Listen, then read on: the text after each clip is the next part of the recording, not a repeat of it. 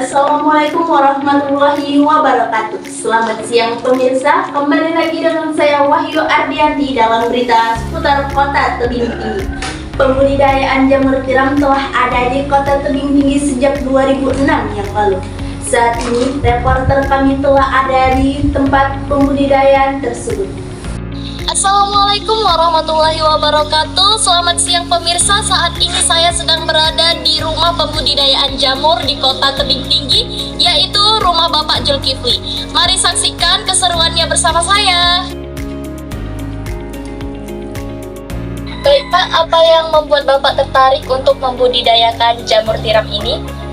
Baik, jamur tiram adalah suatu tanaman yang bisa dikerjakan secara mudah, murah, kemudian tidak membutuhkan lahan yang luas. Di samping itu polusi tidak ada, jadi lingkungan tidak terganggu dengan aromanya, kemudian limbahnya, sehingga tanaman ini layak untuk dikembangkan dan diusahakan untuk skala rumah tangga. Pak, sudah berapa lama Bapak membudidayakan jamur tiram ini?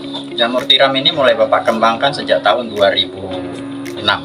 Di saat itu di Sumatera Utara belum ada yang namanya jamur tiram, sehingga Bapak mengembangkannya untuk menjadikan ekonomi keluarga supaya nanti ini bisa dikembangkan untuk masyarakat sekitar. Dan akhirnya sampai sekarang jamur ini Bapak teruskan sampai tahun 2024 dan mungkin seterusnya.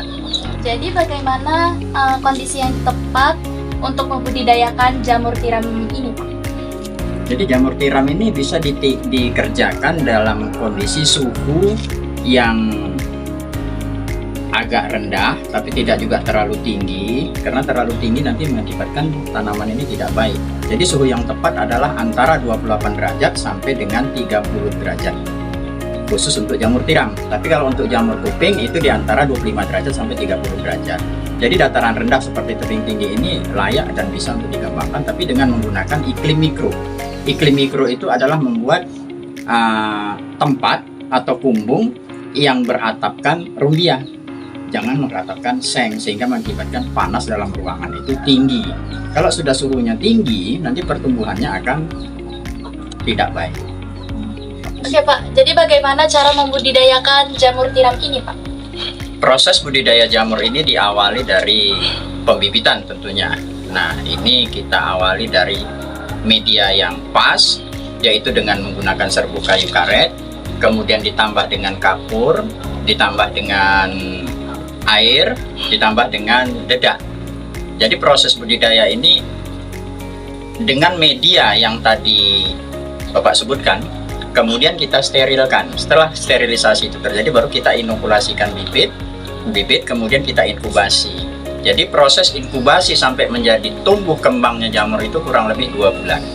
Baik Pak, apakah kami bisa melihat proses pembuatan jamur tiram tersebut? Silahkan, ayo kita ke lokasi.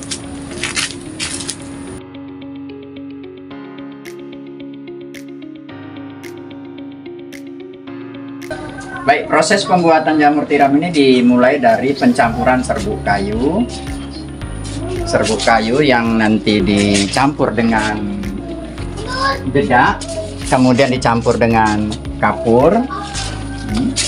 Ini kapurnya.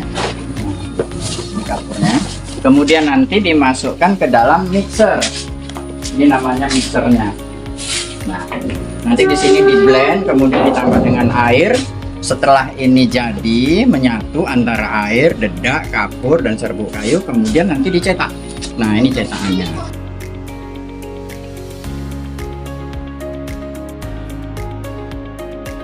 Proses pencampuran jadi kemudian dicetak, baru selanjutnya disterilkan. Jadi proses tadi yang setelah dicetak, selanjutnya disterilkan di dalam tong atau tempat seperti ini, open, dengan suhu 100 derajat selama 4-6 jam. Nah, setelah nanti ini steril, baru nanti diinokulasikan bibit. Nah, proses penginokulasian bibit itu kemudian kita inkubasi. Proses inkubasi itulah 2 bulan baru nanti ada tumbuh jamur. Pemirsa, itu tadi adalah proses pembudidayaan jamur tiram. Baiklah, sampai sini saja pertemuan kita. Sampai jumpa. Baiklah pemirsa, itu tadi adalah hasil perjumpaan kita pada siang hari ini. Saya Wahyu Ardianti pamit undur diri.